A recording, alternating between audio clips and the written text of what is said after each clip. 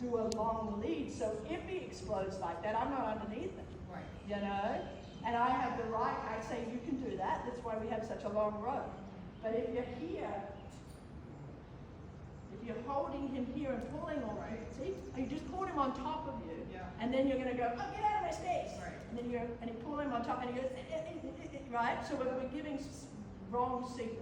Yeah. And like I said, with giraffes and warm bloods, we bred them to sort of, in times of crisis, stick to the ground.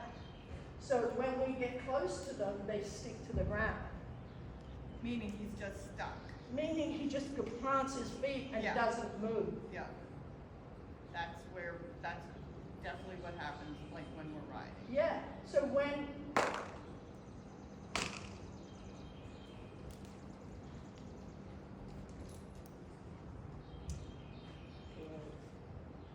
So I want him to move his feet, and I want to give him the space to be able to move his feet.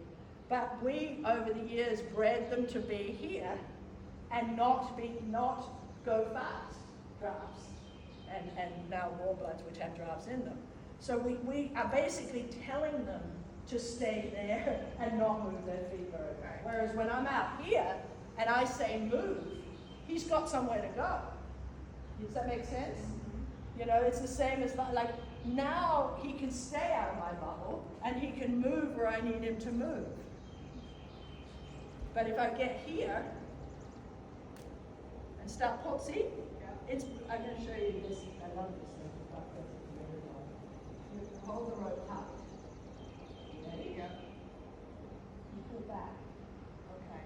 Yeah. Right? You pull. Yeah. It's a reflex. Yeah. Every time I pull on you, you pull back. Yeah. So when we get horses and we go like this, they brace. They're going to be. They brace and either stick to the ground or not go forward. So I mean, we were all taught to do it. That's when I was a kid. That's what you did. You Right. just stood here and you do it.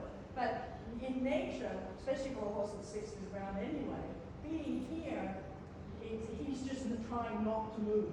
Okay. You know, and then when you pull forward, he's going to pull back, but then he thinks, oh, I'm supposed to go forward, but you know. So if I just say, come on, let's go, it frees him up a little bit to go. Does that make sense? Yeah.